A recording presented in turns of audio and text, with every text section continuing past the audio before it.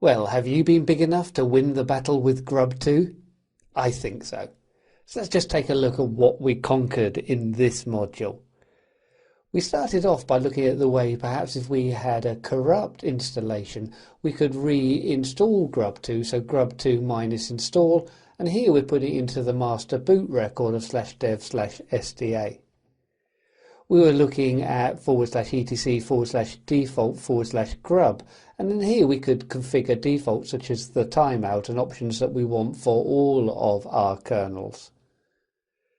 If we make changes through to the configuration, be it through to the default grub file or anything within the etc grub.d directory, we have to regenerate our main configuration file.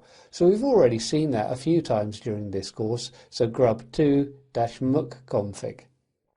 If we wanted to make more changes than was available through the default file, we can start to use the grubby configuration tool as our first stop. We could go through and first of all find out what the default kernel is that we boot to. If we need to change that, we can use then --set-default and put the path through to the kernel that we want to set as the default. If we want to get information about the kernels that we have, we can use then --info equal all. And if we want to look at it for just one particular kernel, then put the path through to that kernel. And if I wanted to remove arguments or add arguments, here we're removing arguments, and we're just removing RHGD here. In the demonstrations we remove 2 parameters, but for ease to fit it on the slide, we've edited it slightly.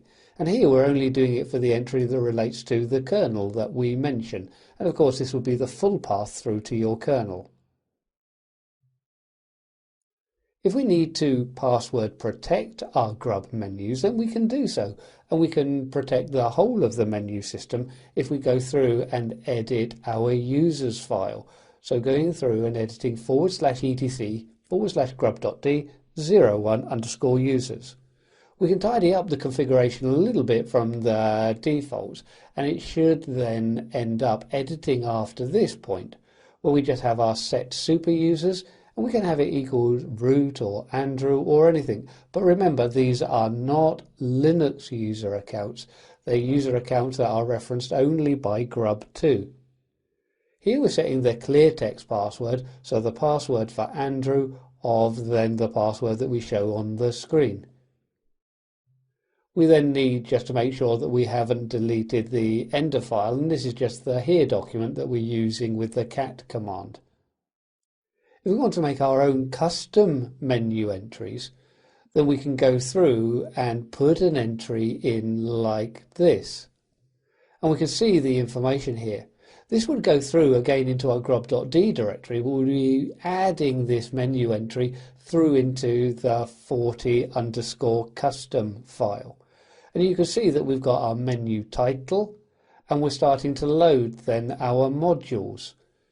So allowing us to be able to open zipped files. We're loading then our MBR module so we can access the MS-DOS partition table and the XFS file system that you can see that we're loading drivers for. We can then go through and you can see here we're setting our root file system for the grub bootloader, and then our kernel entry, and then the RAM disk. And again, we can have any options that we want to append to this. And don't forget that we have the closing brace brackets that closes off this menu entry. So there we have it, a little bit of looking at grub. Next up though, we're going to be looking at managing some of our Linux processes.